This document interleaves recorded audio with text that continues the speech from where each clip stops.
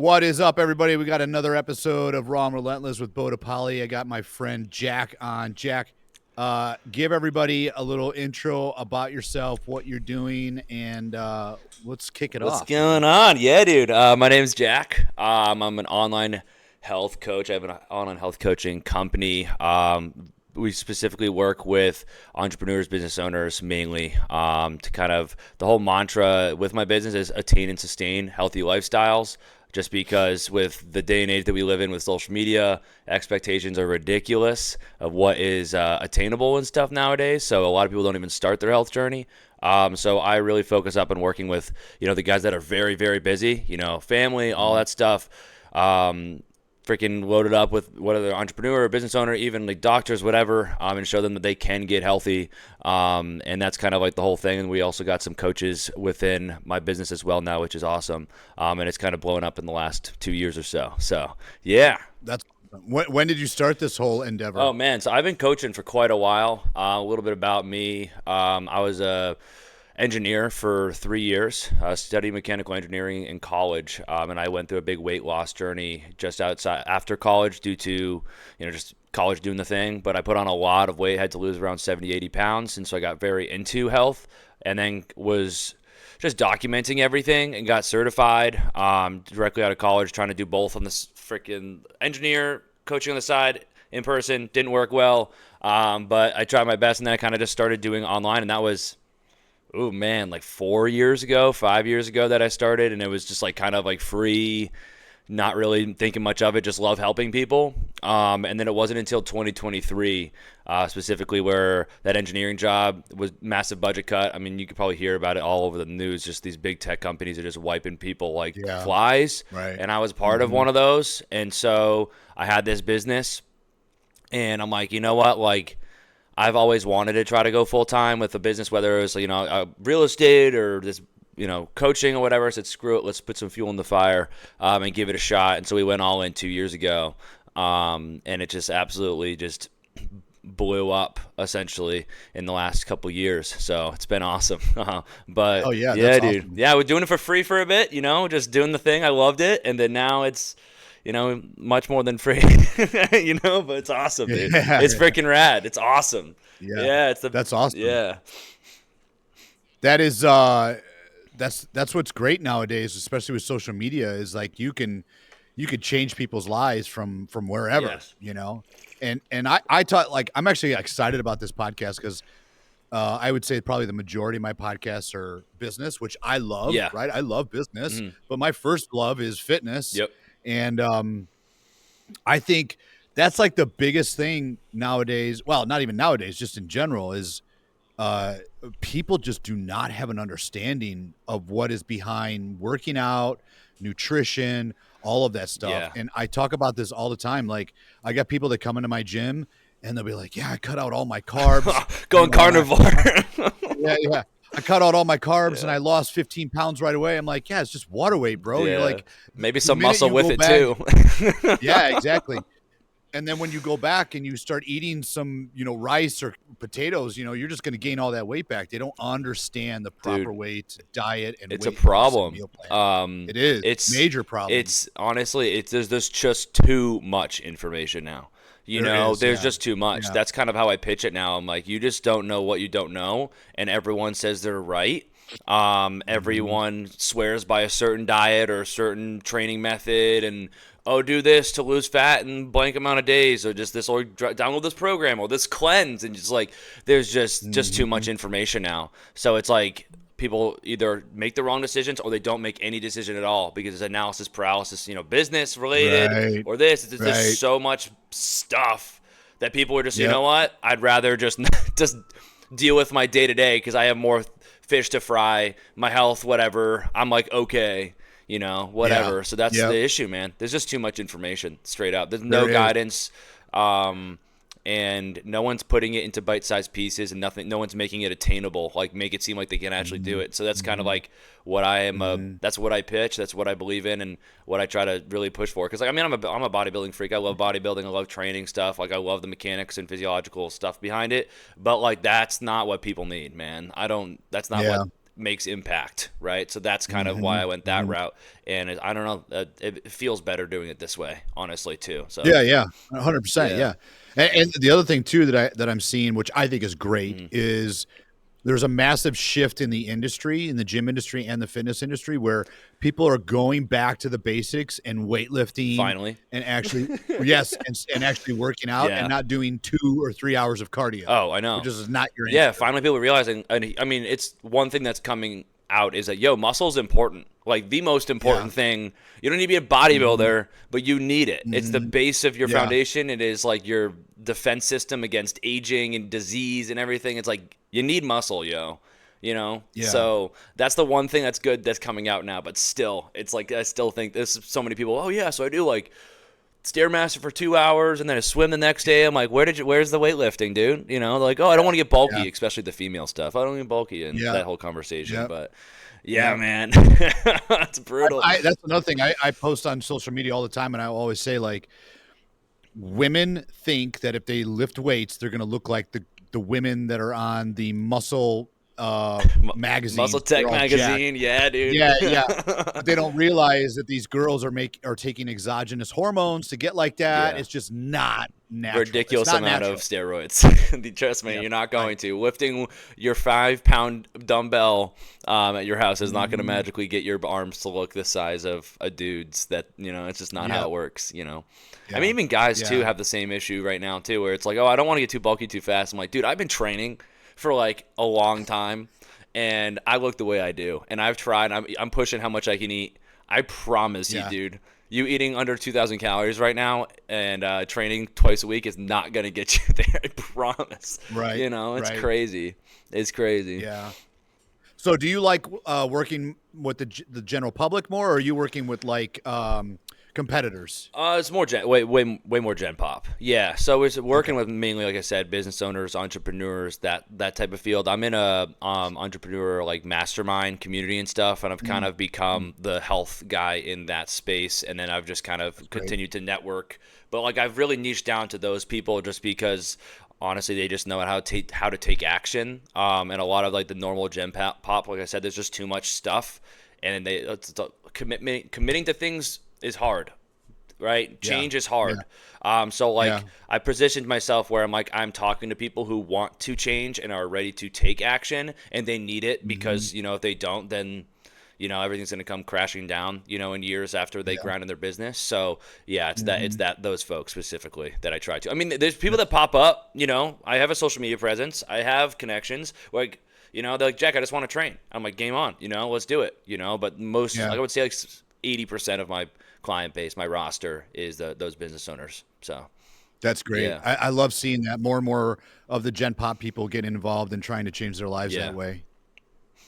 More of that needs to happen, man. I mean, it's like I say this stat all the time on my podcast. People come in, they get a gym membership here, and 90% of the gym people, this is a true stat, 90% of people that join a gym after the first 30 days stop going. And then they just keep paying it, right?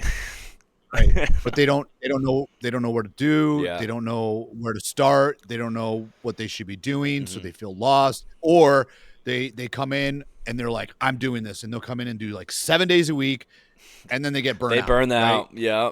They burn out. Yeah. That's a huge thing that I talk about as well, where it's like, you don't need to go 7 days a week. You don't even need to go 4, 5. Dude, 2, 3, 1. As long as you can keep showing up each and every week in some way and eat, relatively better, you're going to see results.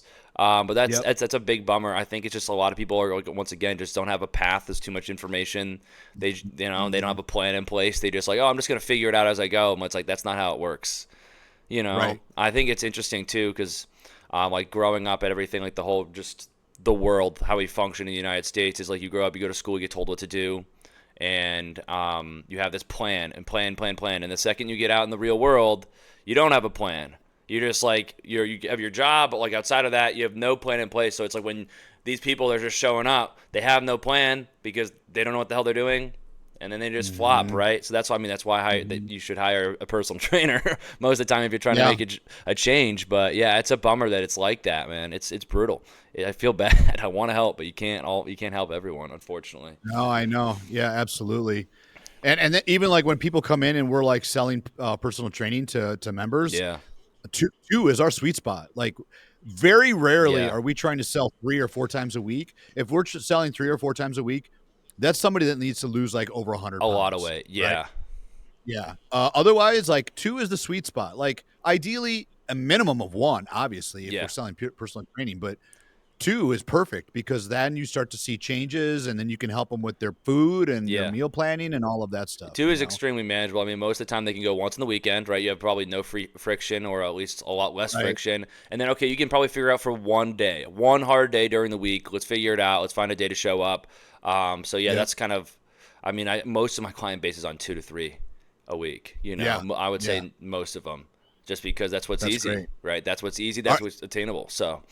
Are you writing workout plans for them too? Yeah, I do everything. Yeah, I do everything from great. So nutrition coaching, everything from there, as well as mindset work and then training. And then I have a community everyone gets in and stuff like that. It's extremely one-on-one. Like I annoy the shit out of them. I get on them. But that's what they pay for, right? That's why they're in the coaching. Yeah. I try to like provide top tier level accountability because that's where I think a lot of programs can potentially lack, is that like, hey, like, here's a program, figure it out, right? And it's like it's betting on them. And it'd be different if these are bodybuilders coming to me or people that are experienced the gym, sure. Yeah, and I have programs like that, something that's a little lower tier coaching, but these people have no idea how to even show up for themselves at all, right? Most of the time, in some way, for their health. They know how to show up for other things, but for health specifically, this is also new. So, it's like a lot of that, a lot of accountability. Yeah. Are you using an app or something like that to keep them accountable? Yeah, I just use Trainerize. It's an app that everybody uses. It's gotten better over the years. There's a lot of new features and stuff. You can log food inside of Trainerize, which before you couldn't. And that alone has like really helped a lot because I can just be on people's ass with their meals and stuff, like on it. So yeah, I mean, and honestly, like I've noticed, in terms of like a retention rate and people, actually doing things, is as long if I can keep them all in one place instead of a bunch of different apps they need to download, whatever, right? They're more likely to do something. A lot of trial and error getting this business off the ground, and it's like when I try to have, hey, community over here, the training programs over here, this over there, it's like, for the person that's out of college or whatever in their 20s hustling and bustling, they're sure, like they're investing, they'll be fine because like it's just some apps on their phone, they're already on their phone all the time. But if we're talking about a 35, 40-year-old who has a family, whatever, all that stuff, it's like a bajillion apps, they're not gonna, it's hard, man. It's hard. They're not going to do it. So it's like I realize, I'm like, if I want to be with these people, it needs to be as simple as possible, like to the bare bones. So everything's on Trainerize as simple as I can make it, essentially. That's great. Yeah.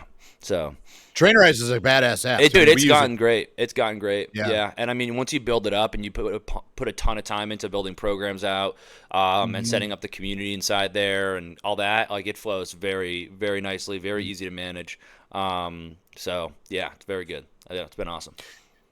Do you prescribe a lot of cardio for your people? A little to none. Most of the time, to be honest, because their issue is they don't have muscle and they don't move their bodies at all, right? So it's like the big thing that I preach is do something rather than nothing and do more than before. So it's like for someone that's sedentary and they're coming to me and they get 2,000 to 3,000 steps a day because they work from home or they go to office, whatever. It's like putting them on a ton of cardio or say, hey, get your 10,000 steps. It's like, it's impossible to them. So it's like, all right, how about like we just go for 5 to 6, which is like a total like 20 more minutes worth of walking or 30 more minutes worth of walking in the day. It's much more attainable. And just by that alone, right, it stacks after a while. All of a sudden they start seeing changes, right? It's like healthy habits, right? I call it, like habit stacking, all that stuff. That's kind of it. Sustainable, healthy habits.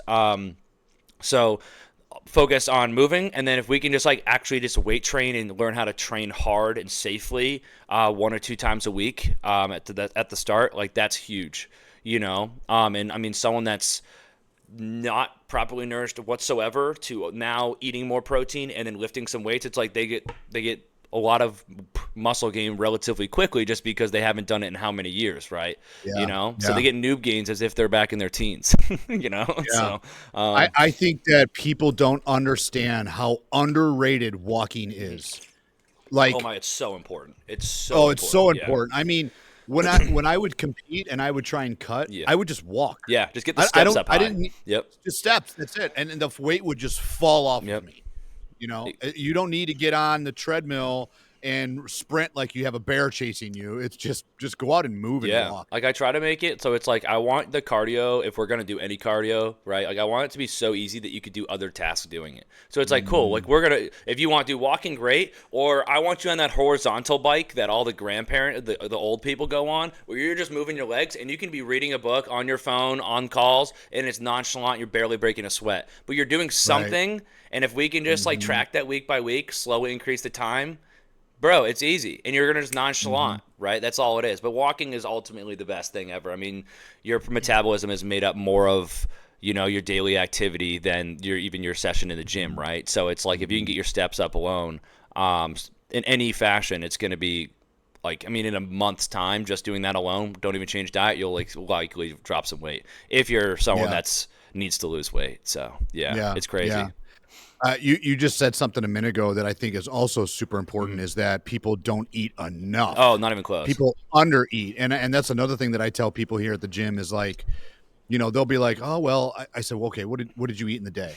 And this is typically what people will say. Yep. Well, I didn't have breakfast because most they just had a coffee. Or they just had a coffee. Yeah.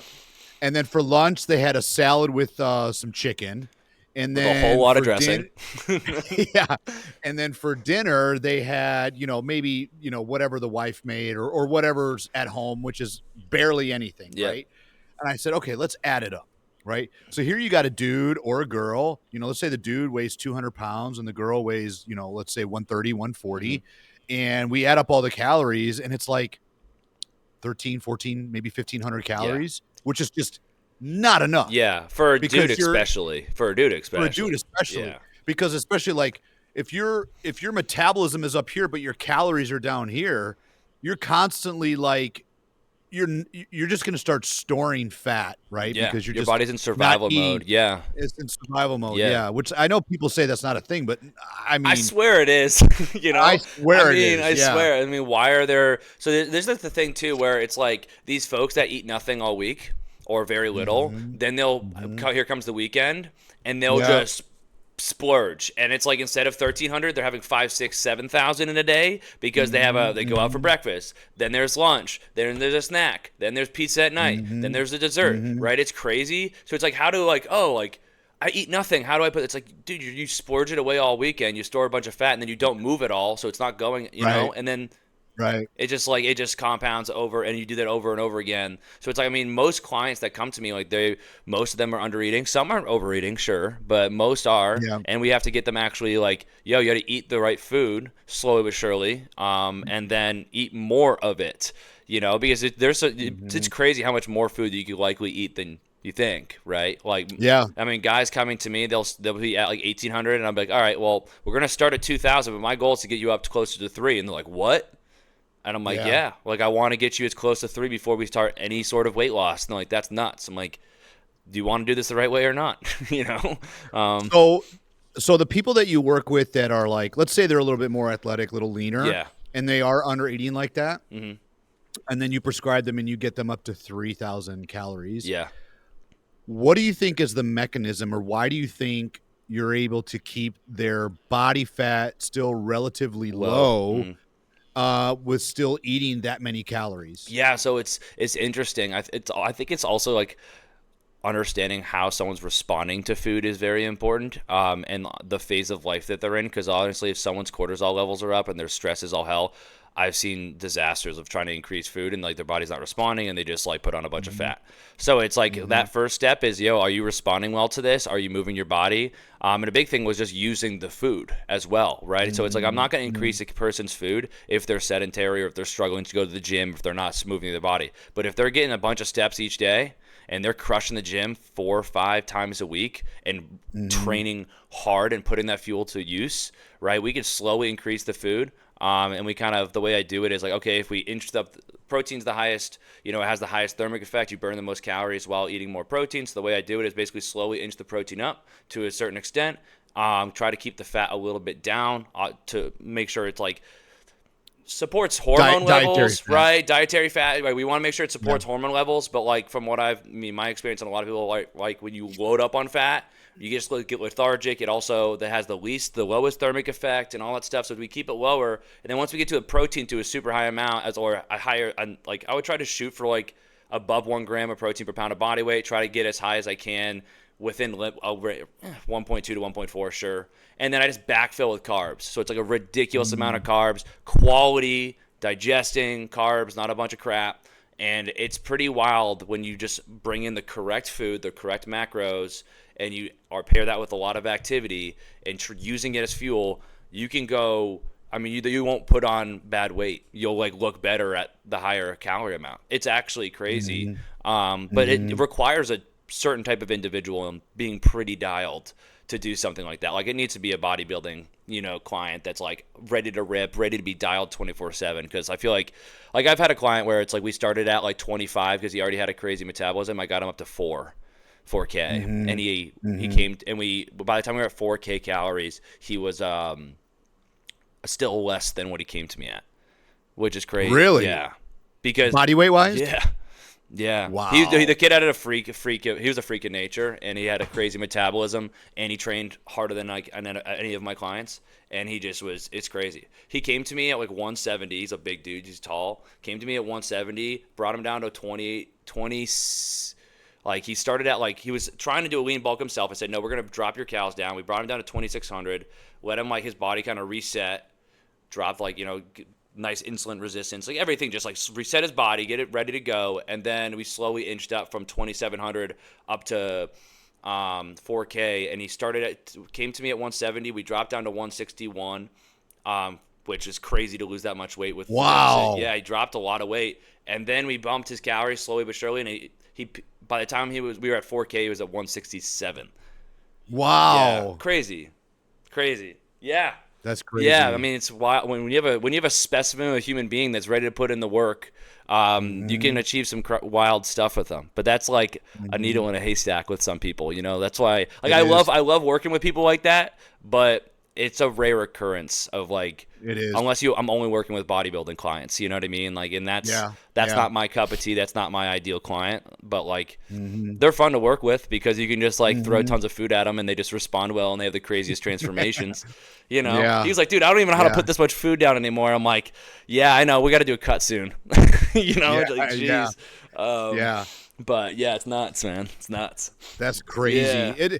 That's another thing people don't understand. Like metabolism is like a muscle. Yeah, right? It really is. Yeah. It really is. It's like you don't go to the gym day one and think you're going to bench from 135, come in day two and think you're bench 400. Yeah. No, it takes time to get up there. It's the same thing with your metabolism. Yeah. You got to start at a base and slowly put on that muscle, obviously more muscle, higher metabolism, right? We use it as fuel. And I like saying like catch it in the groove or catch it in like the wave state. So it's like when someone is responding really well, you can like get away with just slowly increasing calories and they're just going to keep using it as fuel. It's pretty interesting. I don't know the science behind it a ton, but like it's just I've been able to repeat it over and over and over and over again with clients. It's unbelievable. And it's like when someone's body is in a flow state and they're responding super well and like nothing's stressing them in life and they're just like, woo, get after it. It's crazy what you can do. I had a girl that came to me at 1,000 calories and I got her she started at 128 and I got her up to 2,200 calories and then she still was the same weight.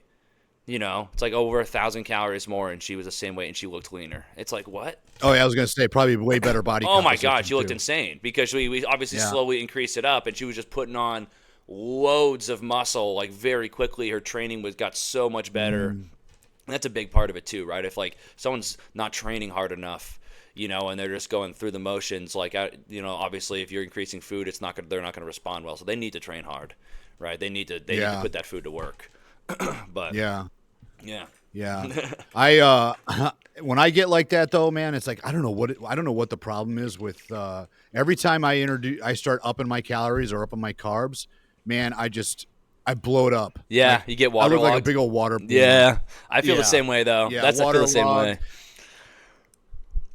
Yeah, I mean, I run through the same issue too. And I do you? Yeah, a little bit. Yeah, it's frustrating. It's just the weight of the game too. I mean, the more carbs you do eat, I mean, you naturally just retain more water, right? Like 1 gram of carb, what holds 4 to 5 grams of water or something like that, like roughly around there. Yep. And so it's like if you're just like all of a sudden like upping your carbs, like your body's just gonna have a response where you're gonna hold on to more water naturally. I mean, do you eventually sort of like tighten up, or do you still stay waterlogged as you increase the carbs up? Yeah. I mean, even when I was competing, because I had a coach when I was competing, we had a hard time getting my calories up because I would just get fat. Yeah, you just bloat up. Yeah, bloat. Yeah, yep. It might have required that, like, and so we had to like. Sorry, interrupt. My bad. No, you're good. You're good. What I was saying, sorry, is that there's a chance that like you might be the individual that if you want to get your calories up, you just have to pair that with a lot of movement. And that's just it. You're just gonna have to increase the steps, or even do a little bit of cardio to keep you tighter. But like you're eating enough food to still fuel your workouts and really kick some ass, or at least have a much bigger pre-workout meal. But there's a chance that you might have just been that type of individual that like through a building phase, like we're still doing a lot of cardio. You know what I mean? But the goal is just to pump as much food as we can into you so that you can actually put on some exercise. It's tough. It's not everyone can respond to increase in food like that, so you might have had to. Yeah. How often are you adjusting your clients their food? It depends on the phase they're in. I mean, if we're talking like that crazy client that's like, we're in a building phase, we're pushing the calories. I'm trying to push it every other week, a little bit, like a little jump, 100 calories. Once again, I mean, I'm just looking at the data, seeing how their body's responding, and then basing it off that. And if it's someone that's a super busy individual, I kind of ask them at the beginning, what do you want to do? Like, do you want to pick a number that you just get really good at eating at and you just hang out there and you focus on life and you just work out? Or do you want to try to push your metabolism a little bit? It's like I kind of just figure out what they want. I have some clients where it's like, I just want to set it, forget it number and just get really good at eating that amount. I'm like, say less. It's going to be a little bit slower of a road for you and everything, but like that's what's needed for their lifestyle. So it's like it just really depends on the client and like what their needs are and what they want. But I just set it out. Like I show them every situation. Like, if we increase your food though for a bit and we push it and you try to be more active and all that stuff, like, if we do try to go through a weight loss phase, it's going to be easier. You're going to be able to eat more food. You're not going to have to, be as starving or whatever, So yeah, it's just a very person to person basis. So yeah. So let's take a sample individual. Let's say a guy comes to you, busy professional, weighs 180. Maybe he's got, I don't know, what do you think the general population's got? Like 30% body fat? Oof. Yeah, maybe that high. Yeah. So let's say 25-30% body fat, and let's say they want to get down, into the low teens, right? Like 10, 12, maybe, sub 15. Focus on sub 20 first, but yes. Yep. Focus on sub 20 first. So you already said like your goal is to get them to eventually to 1.4 grams of protein per pound of body weight. Try to. Yeah. Let's say once again, so it's also like a lifestyle thing. It's like a lifestyle thing too, right? It's like I have to really be careful with how I go about things because if someone's like, this is just so much food, I can't handle this, then I have to pull back. Like I'm going to have methods that I want to tug at, but it's like at the end of the day, my coaching is more of a lifestyle coaching than anything. So it's very, I have to be careful. It's like, if I can get you up close to one, like some people, I can't even get them to 1 gram of protein per pound of body weight because maybe they're just a bigger person and they're struggling, Yeah. But it is hard. I mean, even one gram per pound of body weight at a 180 pound of individual, that's 180 grams of protein. Yeah. It doesn't sound like a lot, but in whole food, it's no joke. Oh, it's no joke. And for someone that has no idea what a whole food is, it is a big deal. They don't even know how to eat protein. Yeah. And I'm like, oh yeah, by the way, every meal you need to get around 50 grams of protein. They'd be like, what, dude? And you're like, yeah. Yeah. And how do you? That's actually a good question. Is how do you break that up typically for your clients? Like, how many meals are you trying to get out of them in a day? Most people, there's still 3. They're not bodybuilders, so but they have a Oh, breakfast. okay. Yeah. I mean, most people are not bodybuilders. You know what I mean? So I try to do 3 main meals, and that's it, and then maybe some snacks in between. But the people that I work with, like, eating is inconvenient for them, right? It is. It really is a pain in the ass to get them to eat food at all. That's why they don't eat really anything all day, and then they maybe binge at night. So it's like, all right, like, you're gonna eat 3 meals, and then we're like, I kind of just like, all right, what are your favorite foods? What do you enjoy?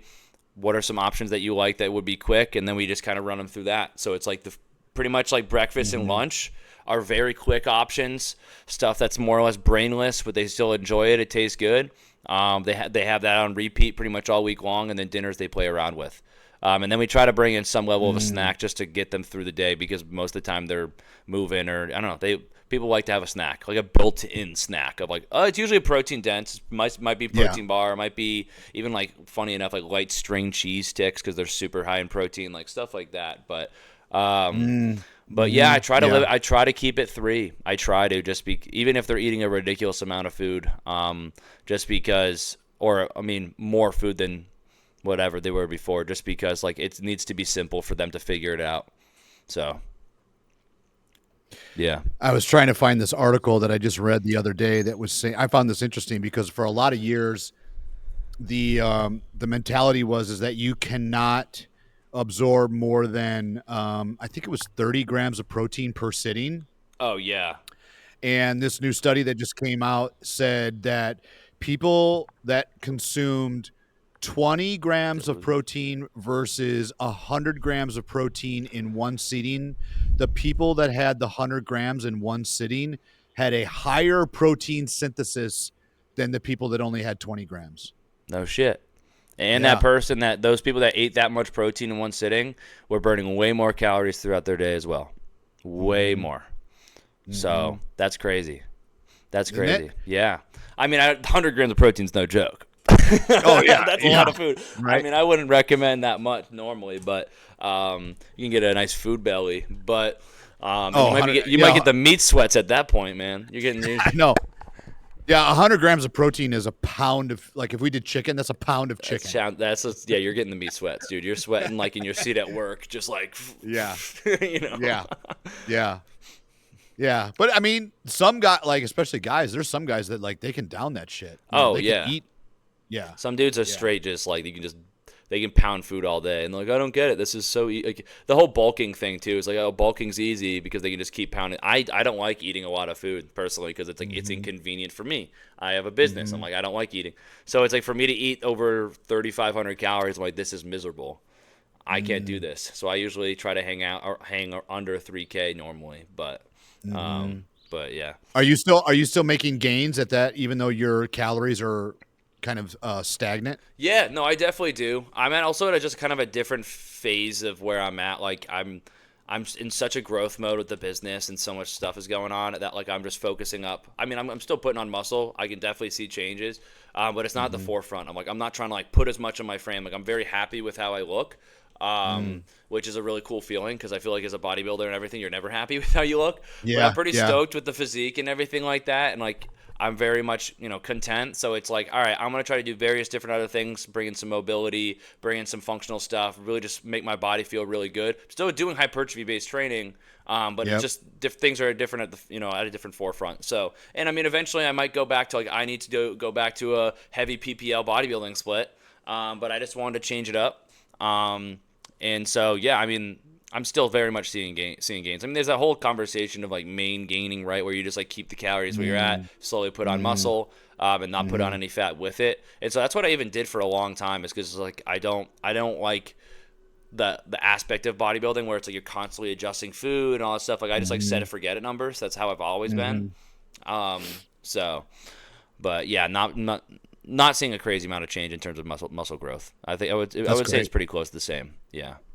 So, what do you think is the calorie amount that is a minimum if you're a male? Yeah. That you would need to do in order to still, put on muscle? Oof. I mean, it depends on the person too, right? The size of the individual, their metabolism, and everything like that. But I mean, I wouldn't if you're getting under 2,000 calories, you're probably not going to be in that state much anymore. I think you maybe be very slow, but it's hard. I would say, I mean, I hung around that 2,000 for a while just because like that's like when I was figuring it all out many years ago, trying to train or whatever. I was at that much and I got really lean and I just was walking around shredded all the time, and I definitely was like not putting on muscle or not getting super strong very fast. But I would say probably in that like low twos mark is probably that number. Yeah. Okay. Yeah. Yeah. That's good. Maybe to know. just under 2,000 for some people. But it's just like you need money. You need the food for fuel, man. And if you can't train hard, if you're not recovering right, you're just going to be kind of like you're fried after 2-3 sets to failure at the start of your workout. It's like, what is that doing for you? You're just basically, you're just beating a dead horse at that point. So. Yep. Yeah. I totally agree.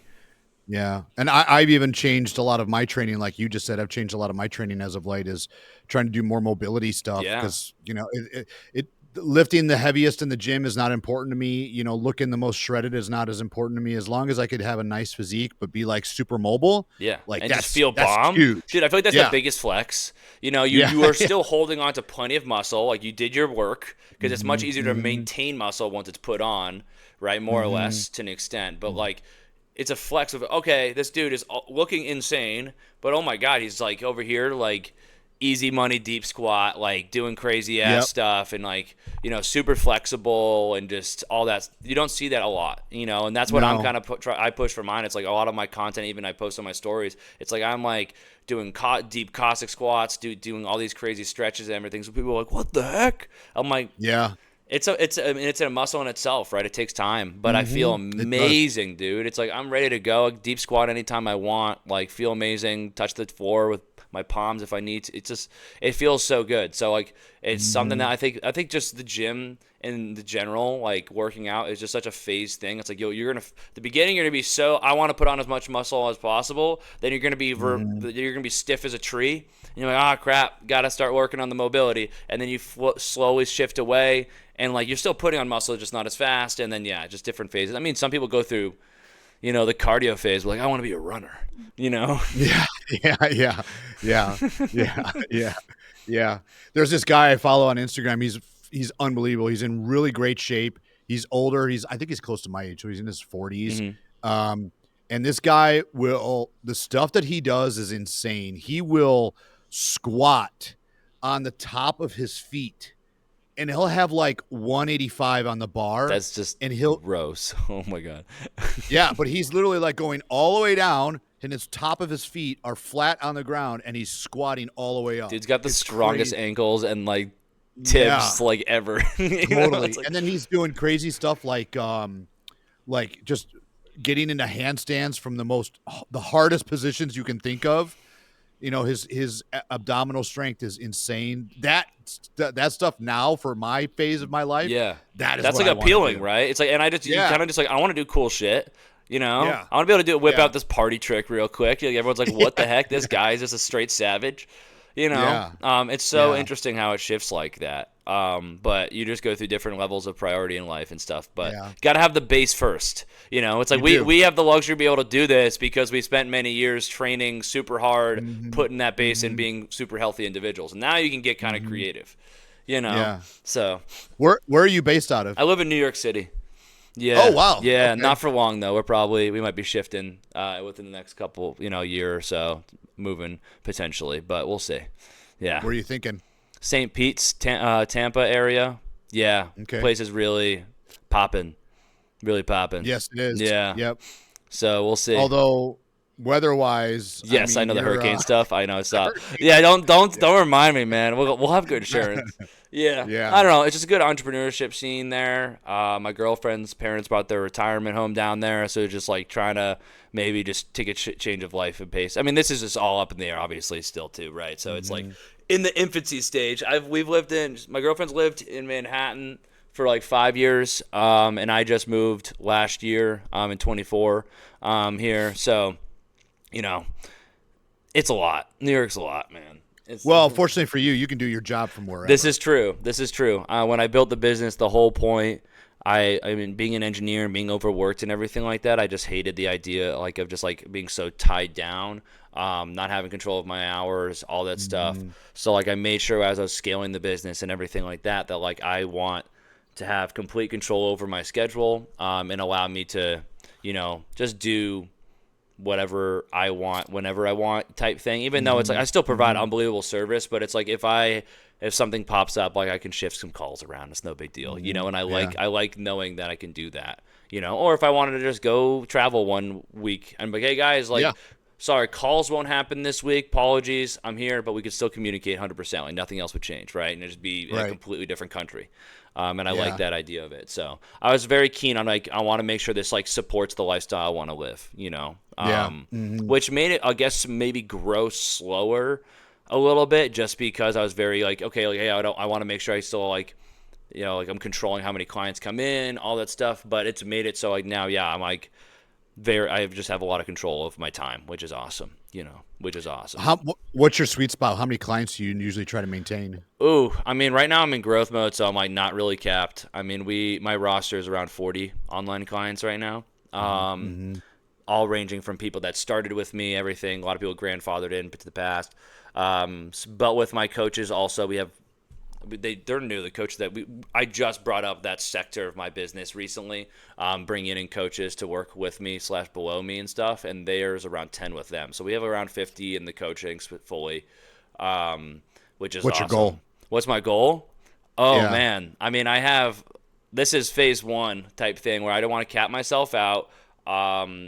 With my current clientele, slowly get people more close onto my current price point, because I have a lot of people that are grandfathered in. Eventually they're going to phase out, and I just want to kind of have like a full 40, 50 client roster at my current price point, which would be crazy. And then my goal is the way I have my coaches inside my business is I essentially offer my like everything I have to them for a piece of their top line revenue. So they have no expenses. They come out the gate. They don't owe any money. I basically bring them into my system. They get my CRM, my organization tool, my client management tool. They get my virtual assistant. They get everything out. I mentor them, and all they need, and then I just get a piece of the top line. So I'm essentially like their expense account, in terms of business, right? I'm acting as their expense account, and then as they grow in revenue, the percent that I would take each month goes down, so their earning capacity is technically higher than mine. Just because I'm covering all their expenses essentially. I have to get all software that they have to try to spend on to get off the ground. I have, and then I have a proven system that can, that's a $200,000 online health coaching business. So it's like you literally can come in here and just kick some ass. You don't have to focus on any back end stuff, anything. I'll mentor you, and you could probably make 10K in your first year. 10K a month in your first year. That's kind of how I put it. Wow. Yeah. So it's kind of like all just one-stop shop for them. So the goal is just to get a lot of coaches below me, working with me, everything like that. And then past that, the goal is to go to B2B and kind of, so like I was an engineer, and the big issue that lies in the corporate world is that health is kind of just a laughing stock.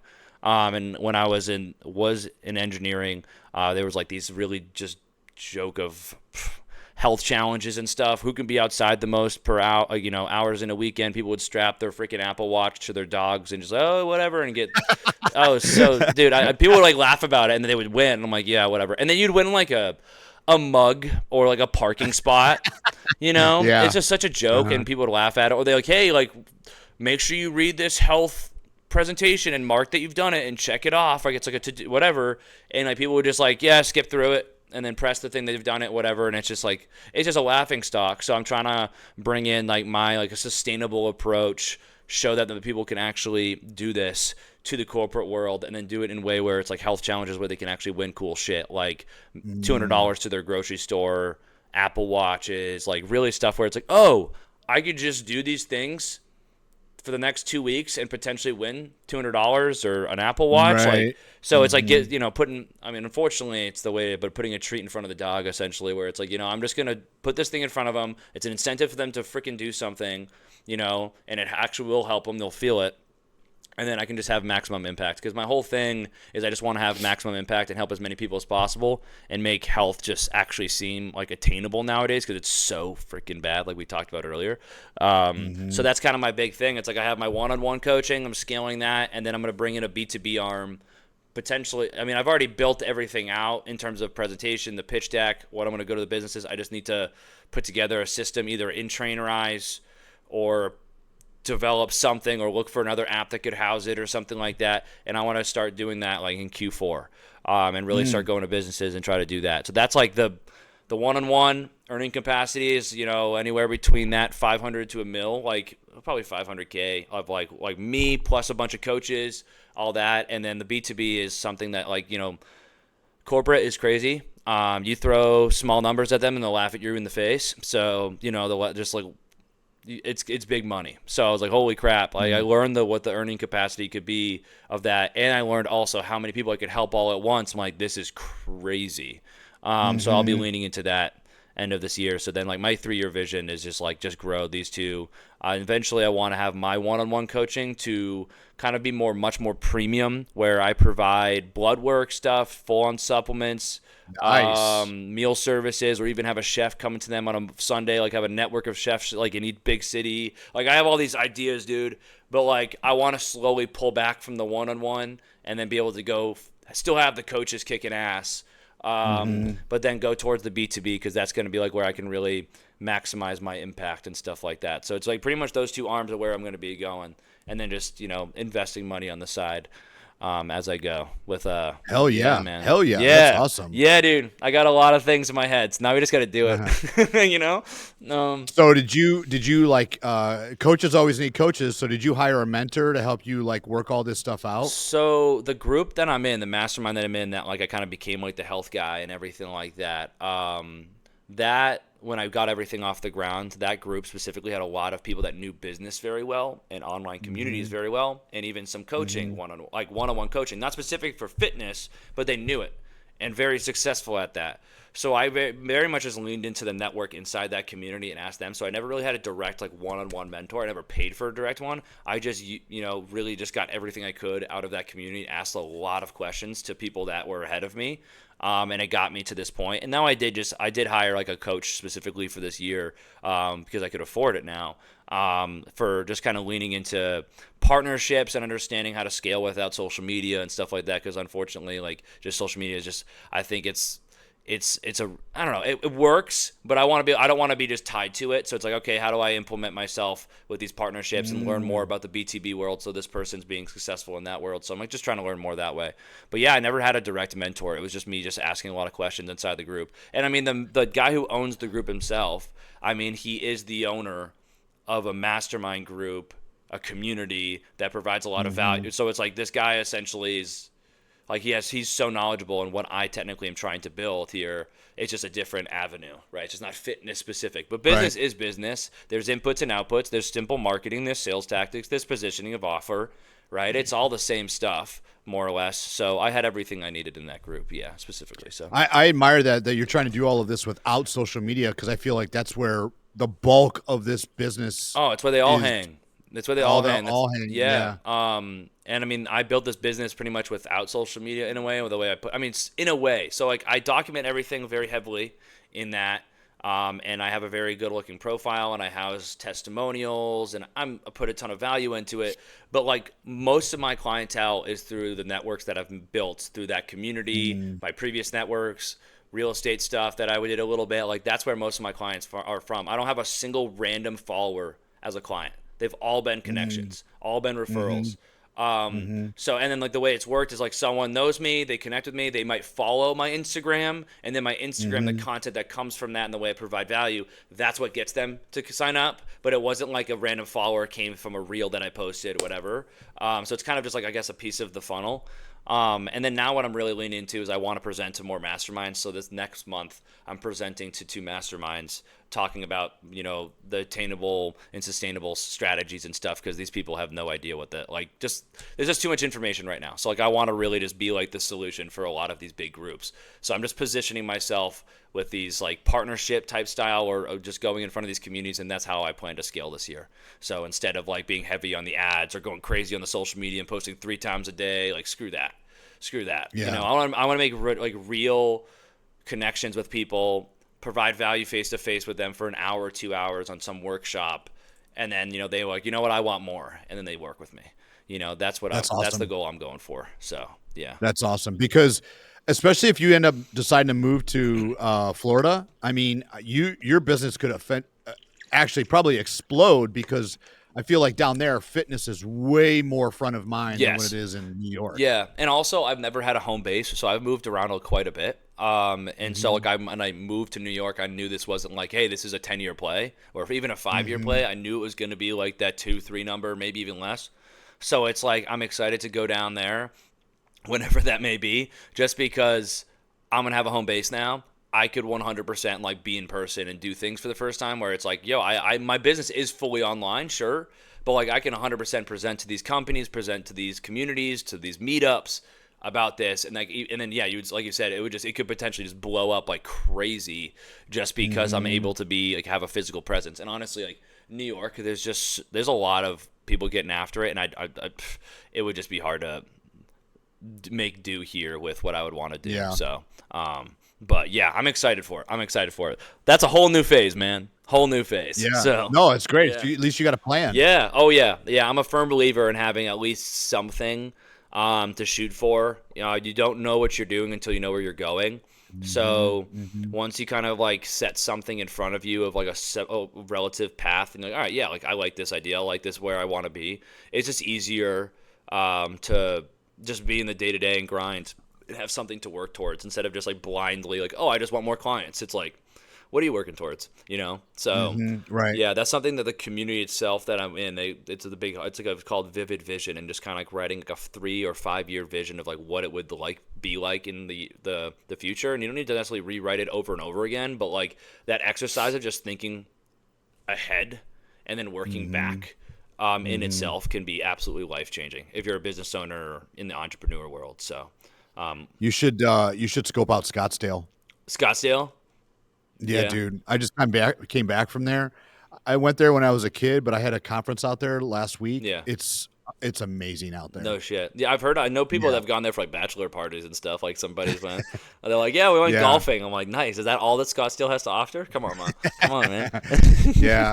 But I mean, kind of leaning into what you're talking about with businesses. I mean, the amount of business growth in that sector in Scottsdale, in Phoenix area. Yeah, it's popping. I mean, it's crazy. It's popping huge. Yeah. It's huge. Yeah, that's where I'm trying to get around. I mean, New York's great, but it's very corporate hustle. Yep. There are entrepreneurs here, but like straight up, like my business is killing it, and I still feel like I'm broke. You know what I mean? And that's not cool. Like I don't like that. It's just the life you live here. It's like last night, me and my girlfriend just decided to get dinner, and it was like over $100 easy. Like just like flip a switch, whatever. I'm like, that's dope. Groceries are like already expensive, and it's like between two people, it's over $350. You're like, what? Yeah, it's just stupid. And you just spend so much money here just by living. And you're like, oh, I don't want to take the train. I'm going to take an Uber, and they just add up. It's just So yeah, it's just like I want to get around more like just that entrepreneur mind, hustle, business owner stuff like that. Like that's going to be huge for me. Huge for me. Huge for my girlfriend. Man. My girlfriend also has her own business as well. So she's trying to grow that, which is really cool. So it's good. It'll be good for the both of us. So yeah. And she could do that from anywhere. Yeah, too? It's fully online as well. Yeah. Awesome. Yeah. Hell yeah. It's crazy. So she's killing it. She started that last year. I went to a mastermind event and I brought her along. And she's like, holy crap! She learned that she has a skill set that it would make some money. And so she was like, wait a second. This is crazy being around those people. And then it just kind of like light bulb. And then the last year she's been building it. And now it's like leading up to her potentially, jumping ship, because she's got more lead flow and more potential earning capacity in the pipeline than her W-2 right now. And her W-2 is keeping her from growing. So it's like, okay, there's a sign, there's a sign. So we'll see. Hell yeah. Yeah, man. Crazy. Dual entrepreneur household. Nuts. So awesome. Yeah, dude. Jack, I loved having you on, man. This Where can everybody find you? Yeah, you can just find me on Instagram at Sorenson Fit. Works very easy. SORENSON Fit. Just hit me up. Love to connect with people. Like, love to just hop on the phone and chat it up. Business, health, whatever. So, shoot me a message. Thanks for coming on, Dude, man. This was awesome, man. Appreciate you. Yeah.